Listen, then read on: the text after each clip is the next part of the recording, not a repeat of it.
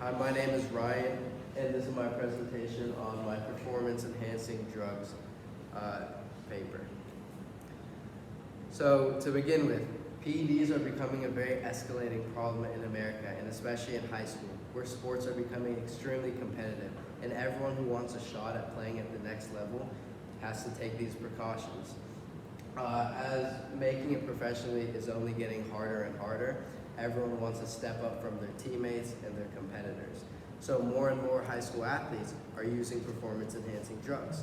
And when there are rumored statistics that 10% of professional athletes are using performance-enhancing drugs, a stat that can't be proved, but it's out there, it gives the idea that it might be okay to use. So while the drugs do benefit athletic play, they have a lot of negative effects, not only physical, but also mental and social. So two famous examples of famous athletes getting caught are Alex Rodriguez and Lance Armstrong.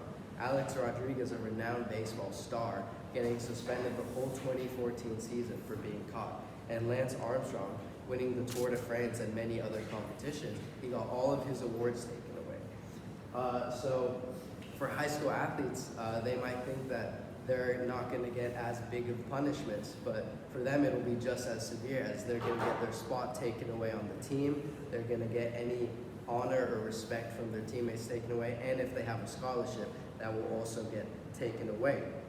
So also, when big names like these people are getting caught using, it might make it easier for high schoolers to rationalize using themselves.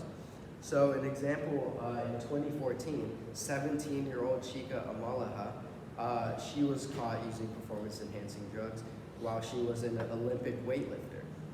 And she got all of her medals stripped away, but more importantly, she got suspended 2 years from weightlifting. So in her prime age, 17 years old, she never got back to her prime lifting abilities, and she was knocked out of the weightlifting game in total. So in essence, high school athletes need to be aware of the consequences. So 3 specific articles helped me most with my research. The first being Counseling Athletes Who Use Performance-Enhancing Drugs, a New Conceptual Framework Linked to Clinical Practice. So this research paper by Michael B. Johnson really focused on the psychology behind each individual user and from the perspective of a psychologist. So it really emphasized that each athlete has their own subsequent perceptions and behaviors to performance-enhancing drugs. And it also goes a little on what we might do as a community to be able to lower the number of performance-enhancing drug users, and why what we're currently doing isn't working. So the study concluded that obviously what we're doing is not working, and what we can do as a community to lower the number. And it emphasizes the importance of understanding individual athletes' perceptions and behaviors. The second article, Australian Athletes' Knowledge of the WADA Prohibited Substances List and Performing Enhancing Substances. So this article by Rhonda Orr investigated the knowledge of around 2,000 sub-elite athletes on the WADA Prohibited Substances List, which is a renowned brand of the World Anti-Doping Agency. So what they found was that the athletes showed a very limited understanding of the substances, while they scored moderately high on the desired effects. So they knew that it was going to increase their athletic abilities and stuff like that. They scored extremely poorly when it came to the adverse effects. So this shows a clear lack of knowledge among athletes regarding the adverse effects of performance-enhancing drugs, and suggests an improved education on the topic. And on top of that, it runs extremely similar with my paper. So the final article, No Pain, No Gains by Rachel Rowe and Israel Berger. Similar to the last one, it tested athletes.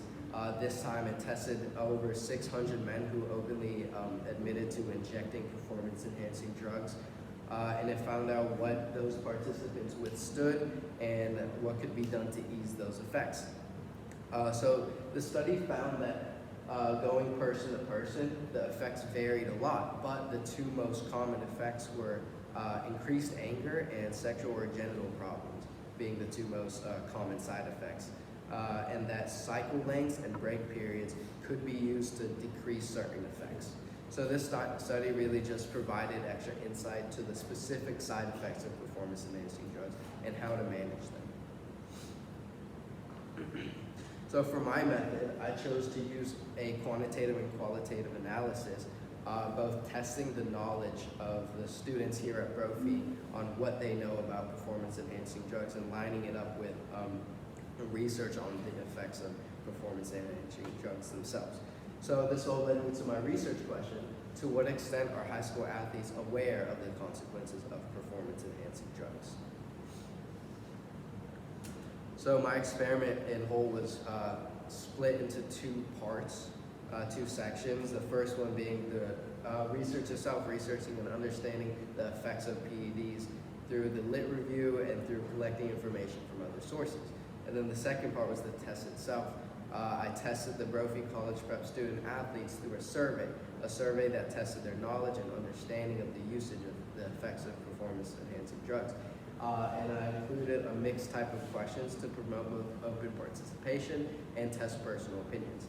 And then finally, the data was analyzed to Excel to identify any trends or patterns in the survey. So the results led to a few main points or glaring problems. The first of which, nobody got all the results correct. So as you can see, this is one of the questions I asked. I asked all the participants to identify the common side effects of PEDs. I said, which of the following are common side effects? And then here's a list of effects. The green ones are actually effects of performance-enhancing drugs, and the gray ones are not correlated with performance-enhancing drugs. So as you can see, it's pretty split even. No one really knew. Not a single one got all of them correct. And for example, we have sleep deprivation, who 40% of the students did think it was an effect, but it's not an effect. And on the other hand, hair loss is an effect, but only 35% thought it was an effect. So more people thought sleep deprivation was an effect, even though it's not, than hair loss, which was. So you might be thinking, okay, they're not experts on this. How would they know the specific side effects? Well, they claim they are experts. We have 38% saying that they are knowledgeable on the effects of performance-enhancing drugs, 20% that's neutral, and then 8% that strongly agrees. So according to this, we should have 8% of experts at least, and 8% of people that are able to identify the effects of performance-enhancing drugs. So this is clearly a problem because that doesn't line up. And this is a clear example of the Dunning-Kruger effect, which is a bias that we have, that even when we're not an expert of an area of knowledge, we tend to overestimate our ability of that knowledge. So the second main point that was brought up from the results is that most people did overall agree on the negativity of it. Here I asked, if you want to be a pro athlete, it is necessary to take performance-enhancing drugs. And we had 48% that disagree and 39% that strongly disagree. So clearly there's an overwhelming majority that agree that it's a negative and that it is not necessary to take performance-enhancing drugs. And similar with this next one, taking PEDs is worth the risk. We see the same pattern.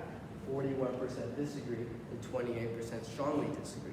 And now on the surface that may look like a great thing because obviously people agree that it's negative, but it is still not enough. We still have that 7% there. We still have that 23% that's neutral on it. Here in this room, there are around 7, 8 people. One of them could be one of the people that agree to it, and we don't know what that would lead to. We don't know if that would lead to them taking performance-enhancing drugs and basically ruining their lives with them. So what does this all mean? This shows that we need to better educate our young student athletes, and that these trends will only just continue if we don't do anything about it.